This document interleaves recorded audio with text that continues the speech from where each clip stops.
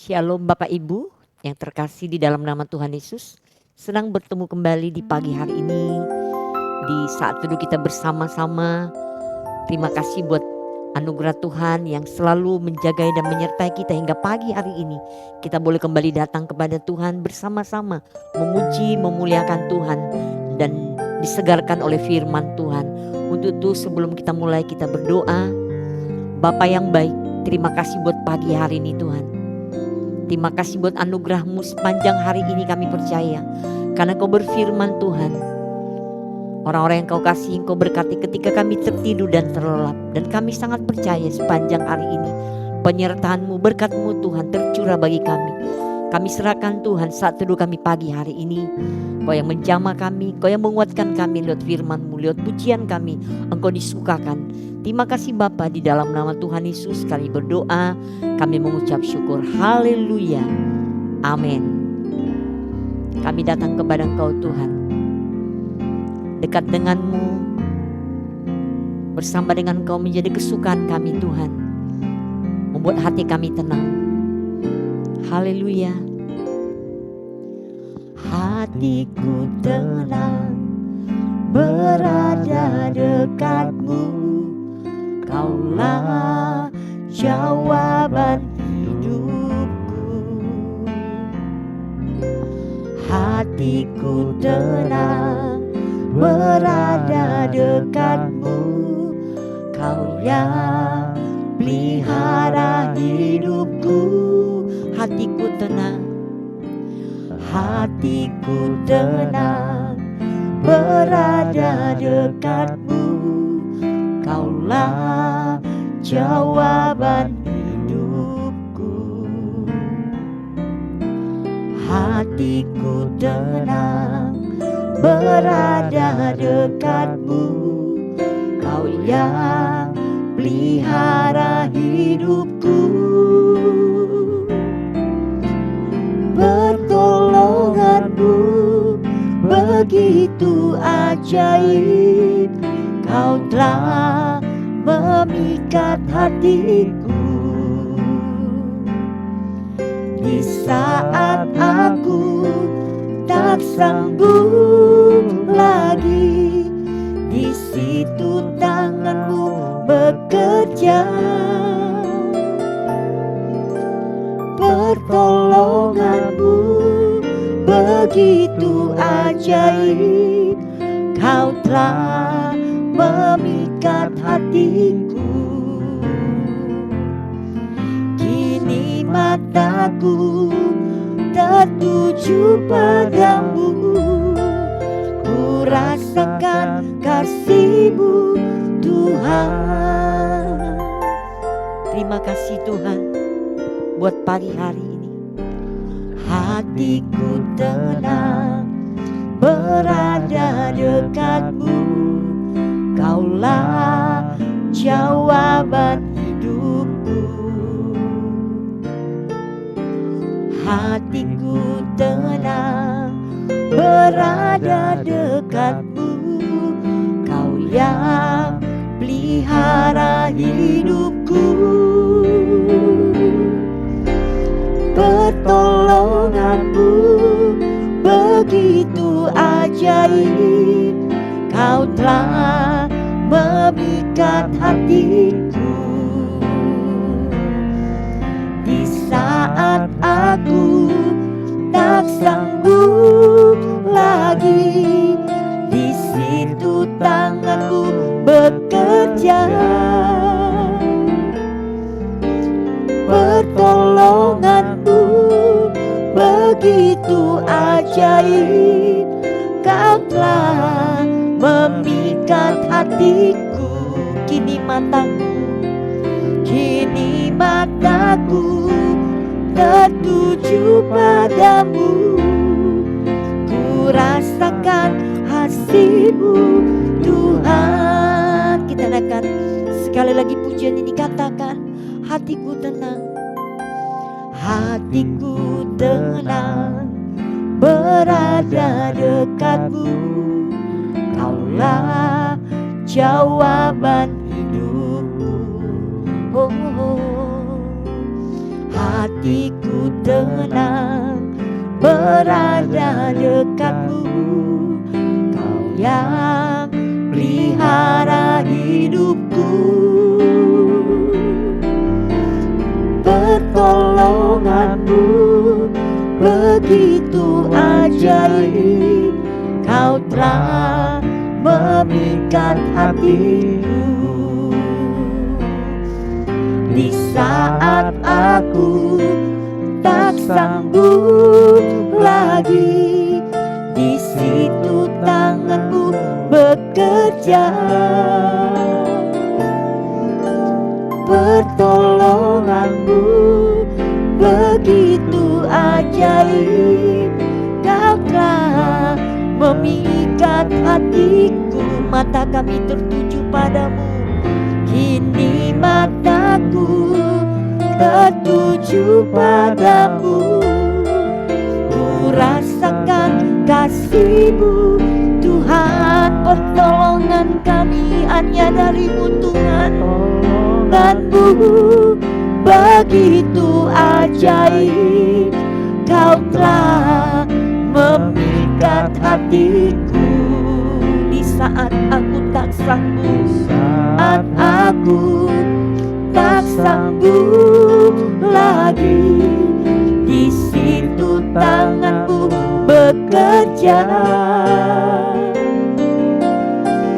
pertolongan-Mu begitu ajaib. Kau telah memikat hatiku. Kini mataku tertuju padamu. Ku rasakan kasih-Mu Tuhan. Kini mataku tertuju padamu. Ku rasakan kasih-Mu Tuhan. Kini mataku tertuju padamu. Ku rasakan kasih-Mu Tuhan. Terima kasih, kami bersyukur. Kami bersyukur, Yesus, Engkaulah sumber pertolongan bagi kami. Engkaulah pertolongan dalam setiap pergumulan. Engkaulah kekuatan kami. Terima kasih Bapa, sebab kami tahu kami tidak pernah sendiri. Engkaulah Tuhan, Engkau selalu ada bagi kami. Syukur bagi-Mu, syukur bagi-Mu, Yesus, Tuhan.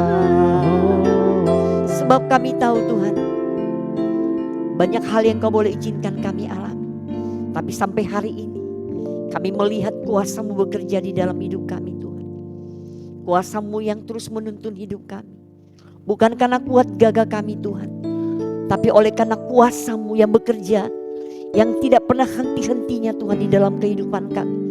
Yang melihat dan membawa kami Tuhan untuk melihat kuasa-Mu Tuhan di tengah-tengah kehidupan kami Bapa. Hal-hal yang ajaib, hal-hal di luar dari ekspektasi pikiran kami Tuhan, Engkau mengerjakannya di dalam kami Tuhan. Karena kami tahu Tuhan, Engkau ada bersama dengan kami. Yang kami percaya, yang kami sanjung, yang kami tinggikan Tuhan. Sebab terus Tuhan kami menuntun, Kau menuntun kami Tuhan, yang akan membawa kami Tuhan masuk ke benar rencana-Mu Bapa. Terima kasih Bapa di surga. Kami mau terus Tuhan berjalan dengan Engkau. Kami mau terus berjalan dengan firman-Mu Tuhan. Sebab Engkau yang kami percaya. Haleluya, haleluya, haleluya. Sebab aku percaya, bukan karena melihat, namun karena firman-Mu yang selalu digenapi di hidupku. Ku percaya bukan karena melihat, namun karena firman-Mu tiada pernah berubah. Sebab aku percaya bukan karena melihat, namun karena firman-Mu yang selalu digenapi di hidupku.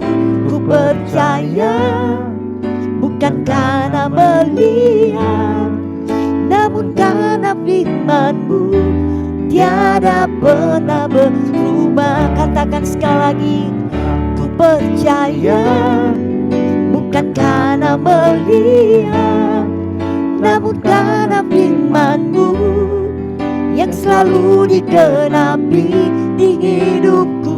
Ku percaya bukan karena melihat, namun karena firman-Mu tiada pernah berubah. Namun karena firman-Mu tiada pernah berubah. Namun karena firman-Mu tiada pernah berubah. Terima kasih Tuhan, firman-Mu tetap iya dan amin. Firman-Mu tidak pernah berubah. Dan firman-Mu hari ini yang kami dengar Tuhan, yang akan mengubahkan kami, yang akan menuntun kami Tuhan. Firman Engkau sendiri Tuhan, yang akan terus berjalan bersama dengan kami, yang akan menuntun hari-hari kami sepanjang hari ini. Kami serahkan hidup kami Tuhan, kami serahkan roh, jiwa dan tubuh kami serahkan Tuhan, jemaat Tuhan, bahkan orang-orang yang kami cintai sepanjang hari ke dalam tangan-Mu. Terima kasih Bapa. Hai, di dalam nama Tuhan Yesus kami membuka hati kami, membuka pikiran kami Tuhan, telinga rohani kami Tuhan dipenuhi dengan firman Tuhan. Dan Kau menemukan kami Tuhan di hati kami yang subur, firman-Mu ditaburkan. Di dalam nama Tuhan Yesus kami berdoa, kami mengucap syukur. Haleluya, amin. Selamat pagi saudara-saudara, bahwa pagi hari ini kita dikuatkan, dibangunkan, biarlah kesegaran selalu menyertai kita. Pagi hari ini kita sebentar akan mendengar renungan, kiranya Roh Kudus memimpin setiap kita agar kita diberikan hikmat, diberikan kekuatan, pertolongan. Untuk itu kita awali dengan kita berdoa. Kami bersyukur Tuhan bahwa pagi hari ini Engkau sudah memberi kekuatan baru, Engkau memberikan hikmat baru. Kami percaya Tuhan, Roh Kudus yang mengawal setiap langkah kehidupan kami. Kami percaya Tuhan, Roh Kudus tidak pernah meninggalkan kami. Kiranya Roh Kudus berkarya di dalam setiap pekerjaan kami, dari awal hingga akhir daripada setiap kehidupan. Biarlah Roh Kudus Tuhan yang membawa kami terus semakin dekat dengan Kristus Yesus. Terima kasih Bapa, di pagi hari ini kiranya firman-Mu yang bertahta, sembunyikan hamba-Mu ini di balik salib-Mu. Hanya Engkau sendiri yang berkata-kata kepada kami semua. Berkati setiap para pemirsa dimanapun mereka berada, yang di saat mereka mendengarkan firman-Mu ini, Tuhan memberkati mereka. Terima kasih Tuhan, di dalam nama Yesus kami berdoa. Amin. Saudara-saudara, biarlah pagi hari ini saudara-saudara boleh mendengar kata percaya, tidak percaya. Percaya tidak percaya adalah menunjukkan sesuatu yang aneh, tidak seperti biasa, tidak normal, sesuatu yang berbeda atau anomali. Saudara-saudara, saudara sudah sering mendengar tentang cerita perkawinan di Kana. Ketika ada pesta perkawinan di Kana di Galilea, saudara tahu kan, Ibu Yesus berkata kepada para pelayan, apa saja yang dikatakan oleh Yesus, buatlah itu. Saudara-saudara, tahukah saudara bahwa di dalam adat orang Yahudi, bahwa di dalam suatu pesta perkawinan, jamuan minum anggur itu adalah suatu tradisi yang sudah biasa dilakukan, dan di setiap pesta perkawinan jamuan minum anggur itu disediakan yang terbaik, dan sudah menjadi kewajiban dari yang menyelenggarakan pesta, dan juga sudah menjadi rahasia umum bahwa anggur yang terbaik itu selalu disajikan di awal pesta. Sedangkan menjelang akhir daripada pesta, anggur yang kurang enak, kurang baik, itu menjadi bagian akhir daripada pesta tersebut. Karena anggur itu mahal, sehingga mereka hanya menyajikan di awal pesta. Di dalam pesta perkawinan yang ada di Kana, Yesus meminta pelayan-pelayan untuk mengisi 6 tempayan. Saudara tahu ya kenapa Yesus meminta para pelayan untuk menyediakan tempayan? Karena anggurnya dirasakan pasti kurang. Saudara tahu ya, 1 tempayan itu kurang lebih isinya 100 liter. Dan coba saudara bayangkan, ketika diisi 6 tempayan, itu ada 600 liter. Ya diperkirakan cukup lah ya untuk satu pesta. Di Yohanes 2 ayat 6 mengatakan, di situ ada 6 tempayan yang disediakan untuk pembasuhan menurut adat orang Yahudi, yang masing-masing isinya 2-3 puyung.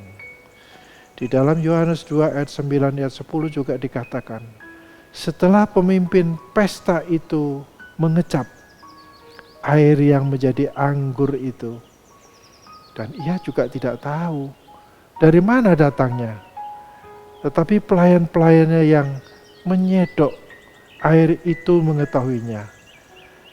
Ia memanggil mempelai laki-laki dan berkata kepadanya, setiap orang menghidangkan anggur yang baik dahulu, dan sesudah orang puas minum, barulah yang kurang baik. Akan tetapi engkau menyimpan anggur yang baik sampai sekarang. Saudara-saudara, kalau saudara-saudara dan saya bisa dan biasa menikmati hidangan di suatu pesta perkawinan, itu yang terakhir juga biasanya di dalam pesta itu diberikan hidangan yang sederhana. Seperti biasa kita juga di pesta menikmati, biasanya ada kalanya nasi goreng, ada kalanya itu mie goreng, dan biasanya diakhiri juga dengan penutup, yaitu dengan es krim atau es buah atau es koteng dan lain-lain. Tetapi situasi ini berbeda ketika Yesus ada di Kana. Dari awal sampai akhir, semuanya yang disajikan adalah anggur yang terbaik, sehingga menjadi suatu pesta yang lain daripada yang lain. Percaya atau tidak percaya bahwa itu terjadi di Kana. Ketika Yesus juga ada di dalam perahu bersama dengan murid-muridnya, datanglah angin ribut hingga perahu yang mereka tumpangi dihantam gelombang yang dahsyat, sampai-sampai murid-muridnya yang rata-rata adalah nelayan sangat ketakutan dan berkata, Tuhan, tolonglah kita binasa. Lalu bangunlah Yesus menghardik angin, dan gelombang itu reda dan menjadi teduh di danau itu. Itu dikatakan di Matius 8 ayat 26. Dan seketika itu juga para murid-muridnya menjadi terheran-heran. Kalaupun saya pun juga sebagai seorang nelayan pasti heran. Karena mereka yang punya pengalaman dan skill di laut dalam menangkap ikan, tentu sudah biasa menghadapi badai-badai. Akan tetapi waktu itu mereka para nelayan ini ketakutan sekali. Karena mereka sudah beranggapan pasti binasa, pasti celaka. Demikian juga ketika Yesus ada di kotanya sendiri, yaitu di Bethlehem. Ada orang yang lumpuh sedang terbaring di tempat tidurnya. Yesus berkata, dosamu sudah diampuni, dan bangunlah dan berjalanlah. Angkatlah tempat tidurmu dan pulanglah. Kemudian orang tersebut bangun, berjalan dan pulang. Banyak sekali orang-orang yang melihat kejadian itu dan mereka terheran-heran. Dan mereka berpikir, kok bisa ya? Sesuatu yang tidak pernah terjadi. Karena mereka berpikir, Yesus itu manusia seperti mereka. Akan tetapi dia merasakan Yesus ini adalah orang yang berbeda sekali. Orang merasakan bahwa Allah itu memberikan kuasa kepada Yesus untuk dapat melakukan mujizat-mujizat. Demikian juga banyak para ahli Taurat dan para tabib yang tidak mampu melakukan hal serupa yang dilakukan Yesus. Demikian pula ketika ada 2 orang yang datang dari perkuburan yang kerasukan setan. Biasanya orang-orang kerasukan setan itu berbahaya. Sehingga banyak orang takut. Dan mereka yang kerasukan ini ketika mereka bertemu Yesus, mereka itu ketakutan. Sebab Yesus mengusir setan-setan itu dari kedua orang itu. Dan setan-setan itu pergi. Itu dapat saudara baca di Matius 8 ayat 31 sampai 32. Maka setan-setan itu meminta kepadanya, katanya, jika engkau mengusir kami, suruhlah kami pindah ke dalam kawanan babi itu. Yesus berkata kepada mereka, pergilah. Lalu keluarlah mereka, setan-setan itu ya, dan masuk ke dalam babi-babi itu. Maka terjunlah seluruh kawanan babi itu dari tepi jurang ke dalam danau dan mati bersama-sama di dalam air. Semua yang dilakukan Yesus itu banyak orang percaya tapi tidak percaya. Tapi orang yang tidak percaya tapi percaya. Yaitu adalah suatu anomali. Karena itu merupakan sesuatu yang luar biasa. Demikian juga kita melihat dalam kehidupan kita pasti ada yang luar biasa yang telah dibuat Tuhan. Dalam kelahiran kita sebagai manusia, kita dilahirkan ada berjuta-juta manusia. Tetapi saudara bayangkan, tidak ada satupun yang sama. Semuanya berbeda. Walaupun dilahirkan dengan kembar, tetap saja ada perbedaan. Demikian juga perjalanan hidup kita relatif berbeda, tidak pernah ada yang sama. Walaupun kita mempunyai pekerjaan di bidang yang sama, seperti di bidang petani, pelaut, peternak, dan sebagainya. Demikian juga di dalam karir, semuanya tidak akan pernah sama. Saudara-saudara, kalaupun saudara bekerja di bank, saudara juga bekerja sebagai pelayan hukum, sebagai polisi, jaksa, hakim, itu juga mempunyai perjalanan hidup yang berbeda. Semuanya itu ada keturutsertaan Tuhan.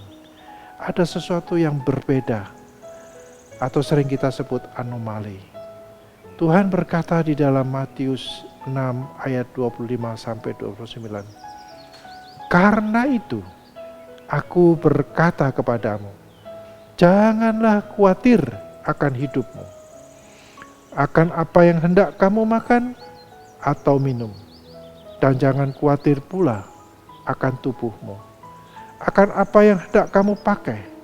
Bukankah hidup itu lebih penting daripada makanan, dan tubuh itu lebih penting daripada pakaian?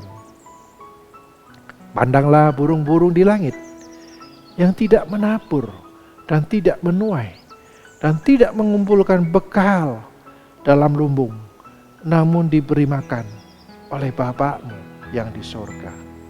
Bukankah kamu jauh melebihi burung-burung itu?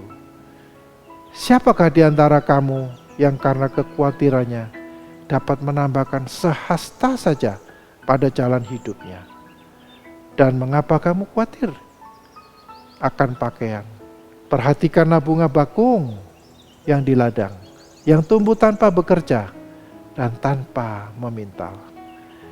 Namun aku berkata kepadamu, Salomo dalam segala kemegahannya pun tidak berpakaian seindah salah satu dari bunga itu.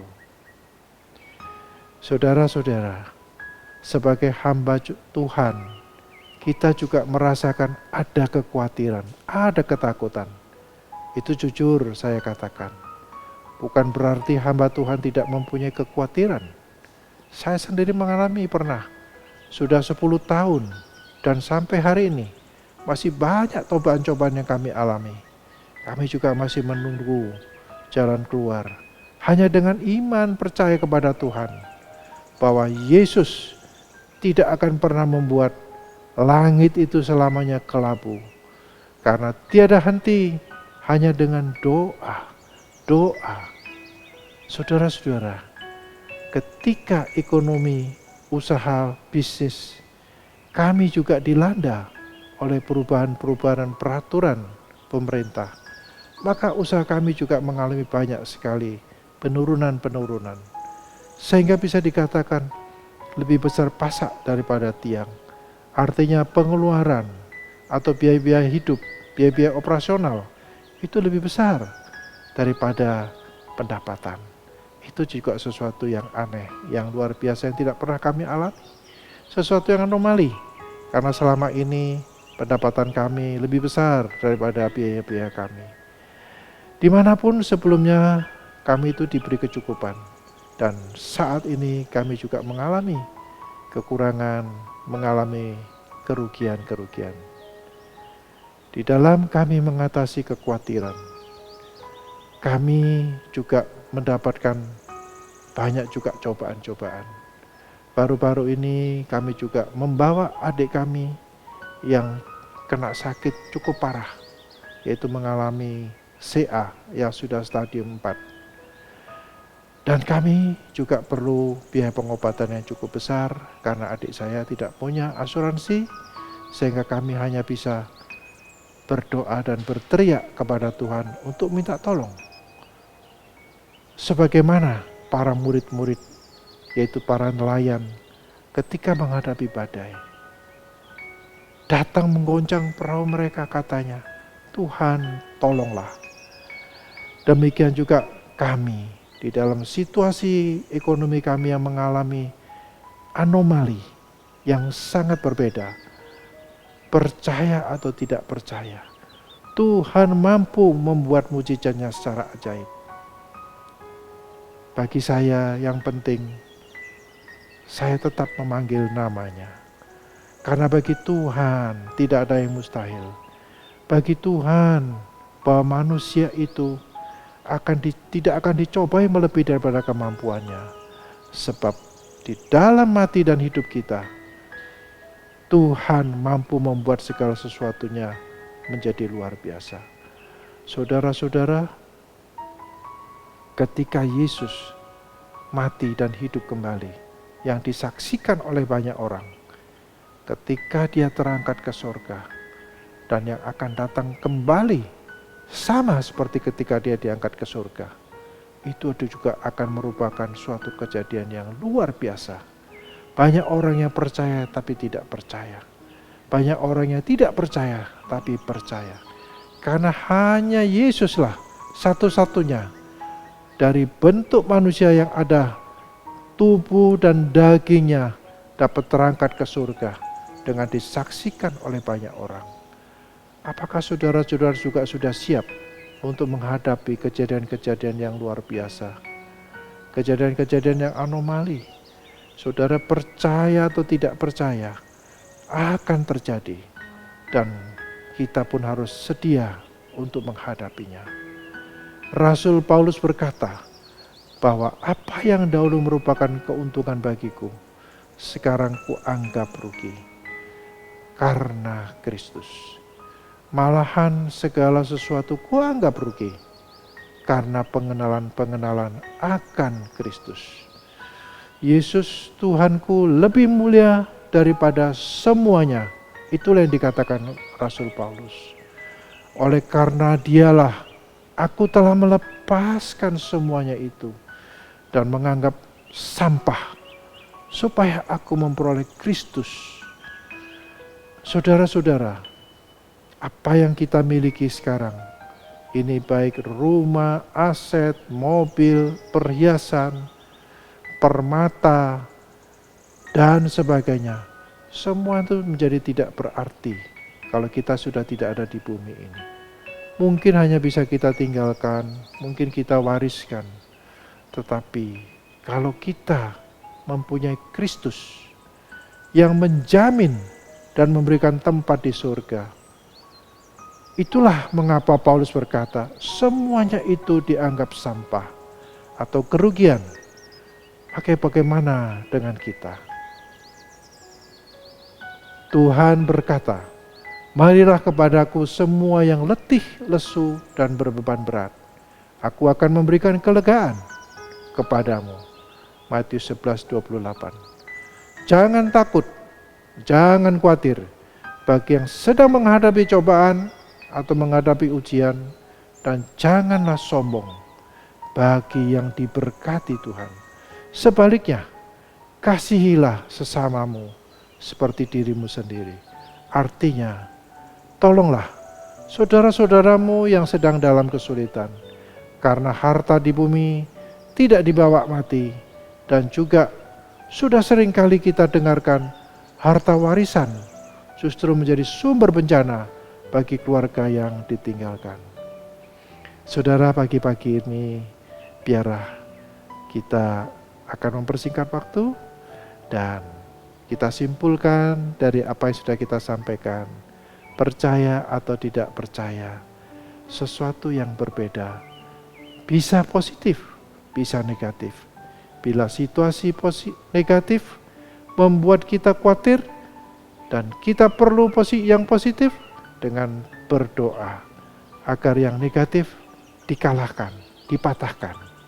Kedua, ingatlah Tuhan Yesus selalu memberikan pertolongan kepada setiap kita yang memohonkannya melalui doa dan percaya Tuhan akan mengenapi.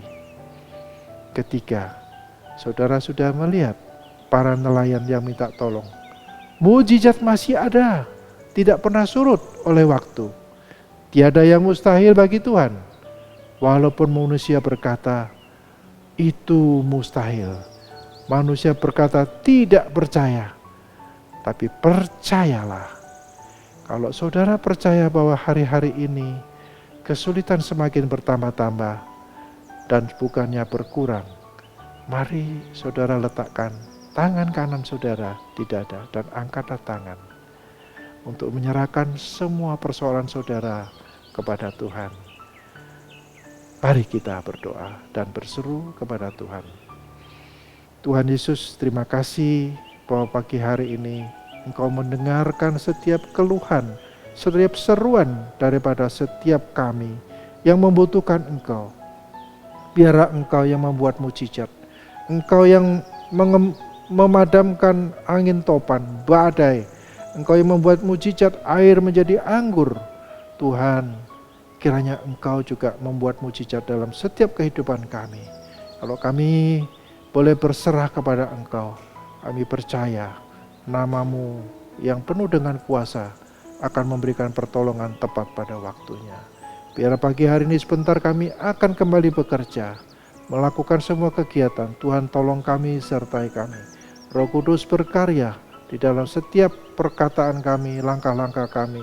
Apapun yang kami kerjakan dibuatlah berhasil. Mari kita angkat kedua tangan kita, terimalah berkat. Tuhan Yesus menghadapkan wajahnya kepadamu. Tuhan Yesus memberikan berkat, anugerah kasih yang berlimpah-limpah pada setiap kami semuanya. Di dalam nama Yesus, kiranya berkat dari Allah Bapa, Allah Anak, Roh Kudus turun atas kita semua. Di dalam nama Yesus, amin.